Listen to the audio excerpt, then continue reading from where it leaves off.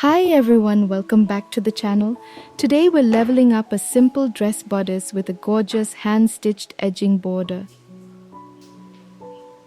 I'm using this vibrant golden yellow fabric, but the beauty of this technique is that you can apply it to ready-made clothes, linens, or even pillowcases.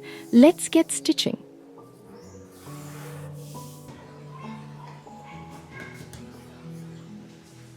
First, let's prep our canvas. I'm folding the fabric toward the middle, pinning it, and then folding it the opposite way.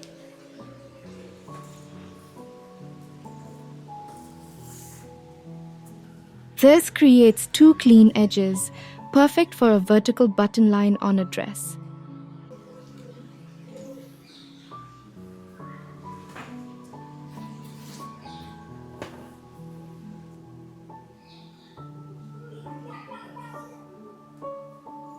To keep everything secure, I've used my sewing machine to run two lines of stay stitching about 1 centimeter from each edge.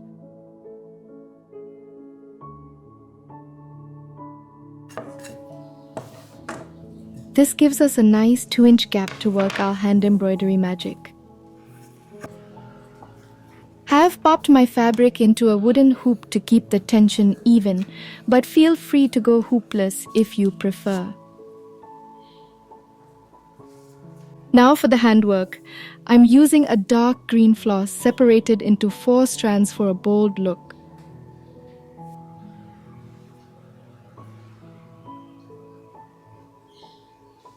Alright, I've threaded my needle with 4 strands of floss.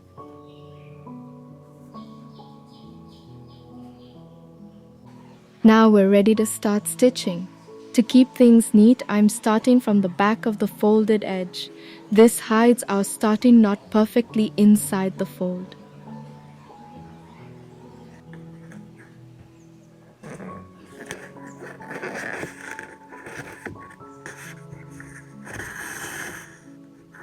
Now here is the trick to getting that perfect sturdy edge. As we move to our second stitch, bring your needle up from the back, just a few millimeters apart from the first one. Before you pull the thread all the way through, catch the loop with your needle. This simple step ties a tiny decorative knot right on the edge of the fabric.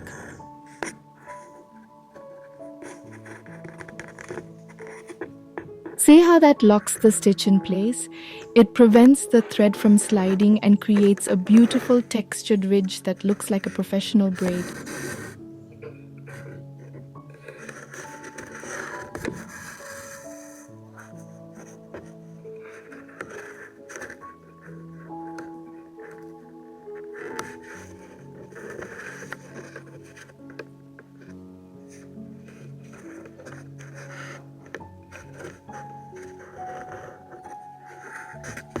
I'm working a knotted blanket stitch along the edge.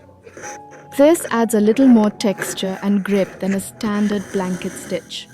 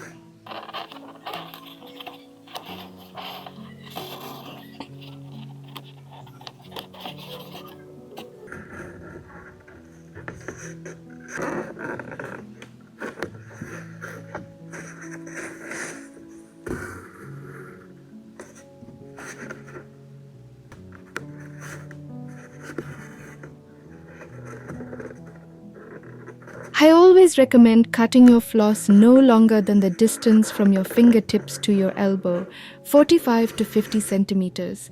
Any longer and it tends to tangle or fray before you finish.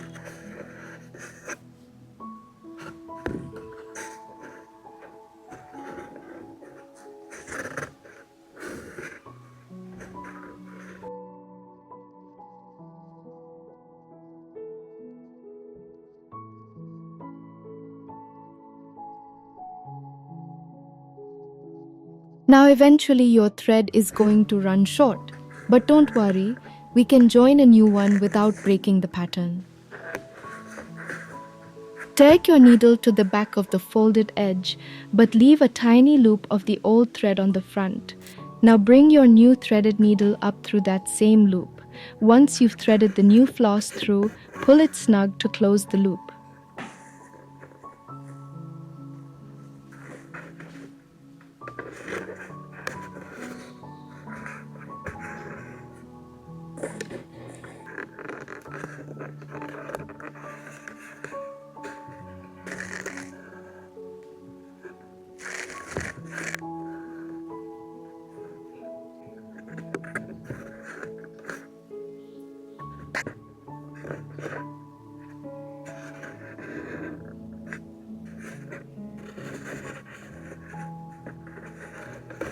Flip your work over and simply tie a small secure knot with the old thread tail and the new one. Snip the excess and you're ready to continue.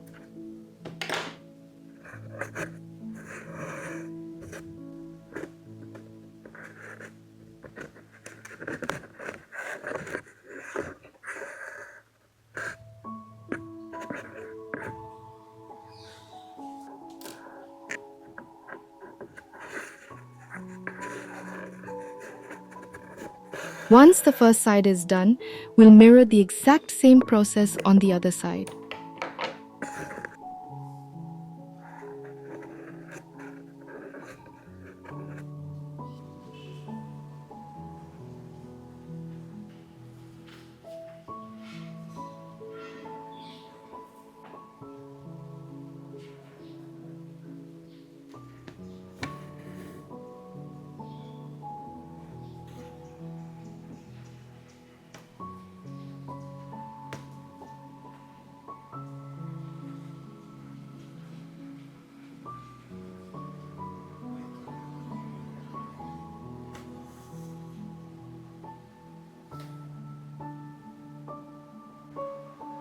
You can already see how this frames the center of the garment, making it look balanced and professional.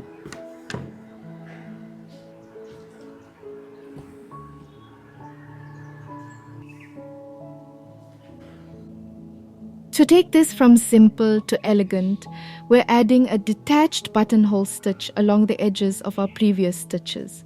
I'm switching to a tapestry needle and 3 strands of floss.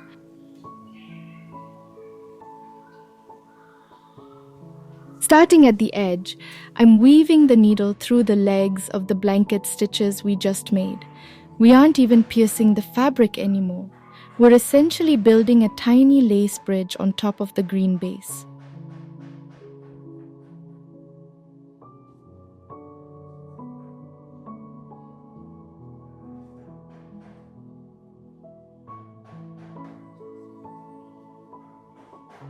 If you want to get creative, this is the perfect place to use a different shade of green, maybe a lighter lime or a deep forest green, to give it a 3D ombre look. Just remember to choose a thread color that complements your fabric perfectly.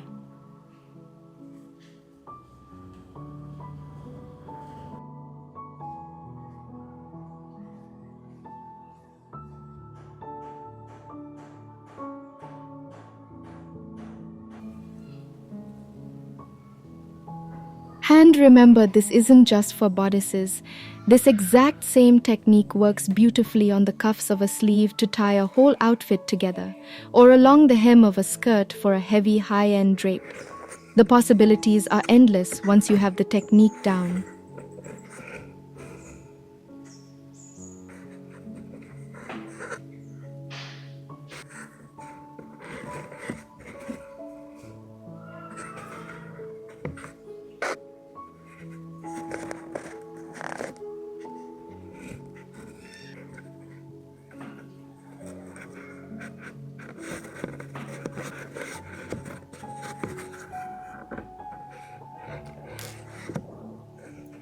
And here is the finished look.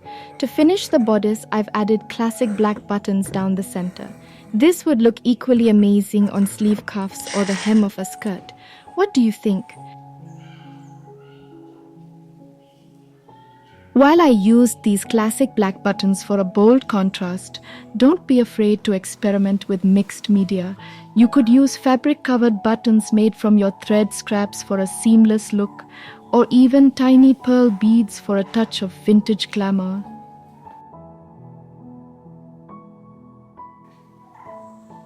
I can't wait to see how you use this decorative edging on your own garments.